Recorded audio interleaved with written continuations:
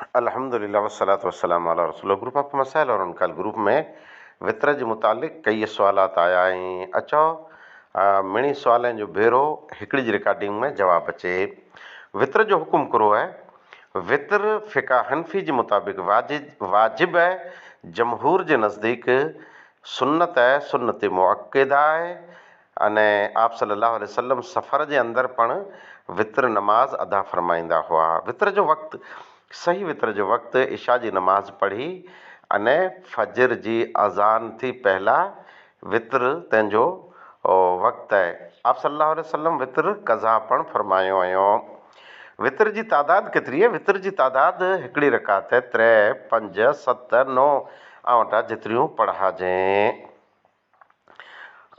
वितर हिकिड़ी रकात कान नबी सल्लल्लाहु अलैहि वसल्लम युसल्ली मिनल लैल मसना मसना व युतिरो बिरकातिन। सही बुखारी हदीस नंबर 995 जे तहत आप सल्लल्लाहु अलैहि वसल्लम हिकिड़ी रकात पण वितर फरमाईंदा हुआ।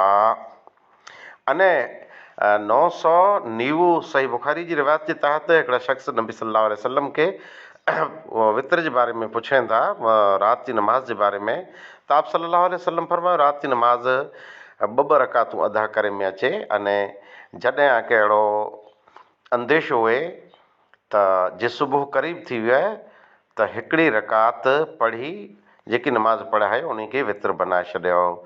अब्दुल्लाह इब्न उमर रज़ी अल्लाह ताला अन्हु हिकिड़ी रकात वितर पढ़ंदा हुआ, मौता जी रिवायत आहे।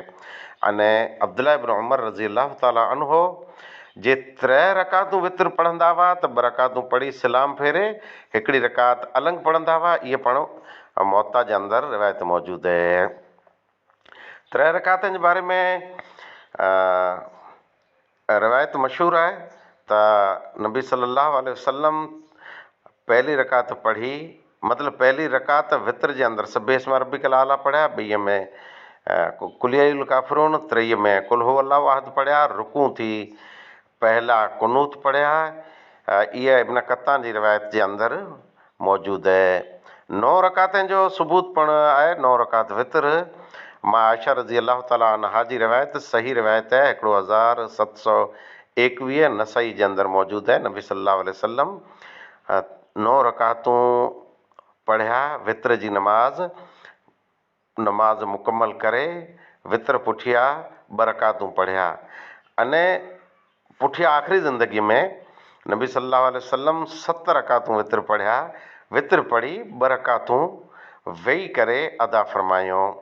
वितर जी 3 रकातूं पाण पढ़णी आहे त इन जो तरीक़ो कहिड़ो आहे? तरीक़ो अब्दुल्लाह इब्न उमर जो मथे मौता जी रिवायत जे मुताबिक़ मूं आके साम्हूं पेश कयो त 3 रकातूं पढ़णियूं, 2 रकातूं पढ़ी सलाम वारे नमाज़ मां निकिरी अने हिकिड़ी रकात अलॻि पढ़णी आहे। अथवा 3 रकातूं हिकिड़े सलाम में पण बग़ैर फसल जे पाण खे अदा करणियूं, बग़ैर एतिरे विच में विहणो न आहे, कंटिन्यू मग़रिब वांगुरु न, मग़रिब वांगुरु न। तंहिंजे बारे में आप सल्लल्लाहु अलैहि वसल्लम फरमायो वितर के मग़रिब जी मुशाबहत न कयो। अने इहा रिवायत सही रिवायत आहे, इब्न हिब्बान जे अंदरि मौजूदु आहे अने बहकी तंहिंजे अंदरि पण इहा रिवायत मौजूदु आहे। हिकिड़ी राति जे अंदरि 2 वितर न पढ़ाजांइ। तिरमिज़ी जी रिवायत आहे 470 नंबर नबी सल्लल्लाहु अलैहि वसल्लम फरमायो ला वितराने फ़ी लैलतिन, हिकिड़ी राति में 2 वितर न पढ़ाजांइ। सही बुखारी जी रिवायत है वितर जे बारे में 998 नबी सल्लल्लाहु अलैहि वसल्लम फरमायो राति जी आख़िरी आंजी नमाज़ ऐं वितर अदा कयो। आप सल्लल्लाहु अलैहि वसल्लम जो मामूल पण हो। मां आयशा जी रिवायत है नबी सल्लल्लाहु अलैहि वसल्लम राति जी आख़िरी नमाज़ वितर अदा फरमाईंदा हुआ। सही मुस्लिम हदीस नंबर 740।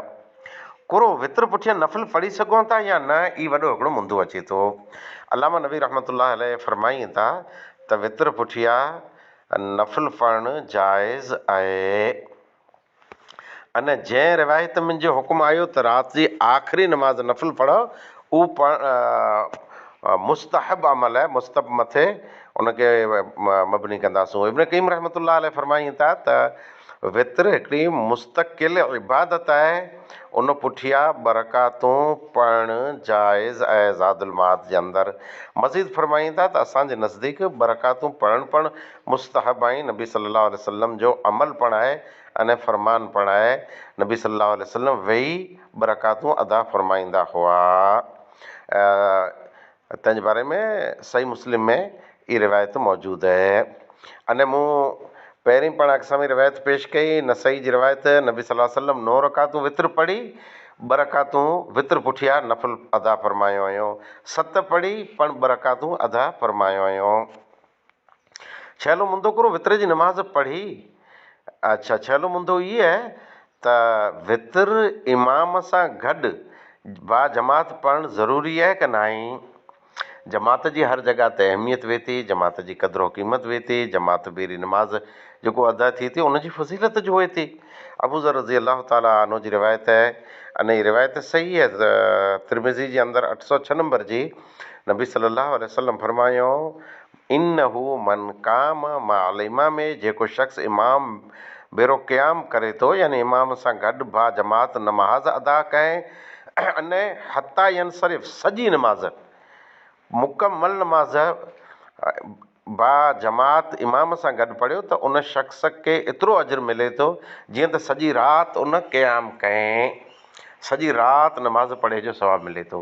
अने ॿी रिवायत अलॻि आहे, आप सल्लल्लाहु अलैहि वसल्लम फरमायो, जेको इशा जी नमाज़ बा जमात पढ़ियो उनखे अधु राति क़यामुल लैल जो सवाबु मिले थो, अने फजर जी बा जमात पढ़ियो उनखे अधु राति, यानी इशा अने फजर जी बा जमात पढ़ियो उनखे सॼी राति क़यामुल लैल जो सवाबु मिले थो। अने हिन रिवायत में जेको बा जमात नमाज़ पढ़ियो, अने हीअ रिवायत क़यामुल लैल तरावीह जे मुतालिक़ आहे। सॼी रिवायत जे पाण पढ़ंदासूं, लंबी रिवायत आहे, अने हिन रिवायत में जेकी ज़िक्र आयो आहे ई तरावीह जे मुतालिक़ आयो आहे। वित्र बा जमात पढ़णु बहितर आहे, सवाबु आहे, अफ़ज़लियत आहे, क़यामुल लैल जो सवाबु मिले थो। वित्र पुठियां जेकॾहिं केरु नफ़िल पढ़ंदो त पढ़ी सघे थो। जंहिं रिवायत में आयो त नफ़िल 6 रकात बनायो, अहले इल्म जे नज़दीक ई हुकुम मुस्तहब आहे। इन जे बावजूदि केरु जेकॾहिं अलंग राति जो वित्र पढ़ंदो, पर 2 वित्र न, जमात सां न पढ़ियो, जमात वित्र पढ़े त हराना करे उथी अलंग थी वेंदो, इन जी नियत सही आहे, क़यामुल लैल जी आहे, त इन लाइ करे ई कमु जाइज़ आहे, मनाई न आहे। पण बा जमात जेकॾहिं पढ़ी वियो न, पोइ वित्र पढ़े थो 2 त हिकिड़ी राति में 2 वित्र आहिनि। अने अमुक ताईं चइजे पोइ जॾहिं न 3 रकातूं इमाम बीरियूं पढ़ला थियनि त हिकिड़ी रकात अलॻि पढ़ी 4 करे, दुक्तुर फज़लुर रहमान रहमतुल्लाह अलैह जे बारे में फरमाइनि था त ई पण तरीक़ो सही न आहे। अलगर्ज़ क़यामुल लैल राति भर सवाबु मिलंदो उन शख़्स खे जेको इमाम बेरी तरावी पढ़ियो, इमाम बेरो वित्र पढ़ियो।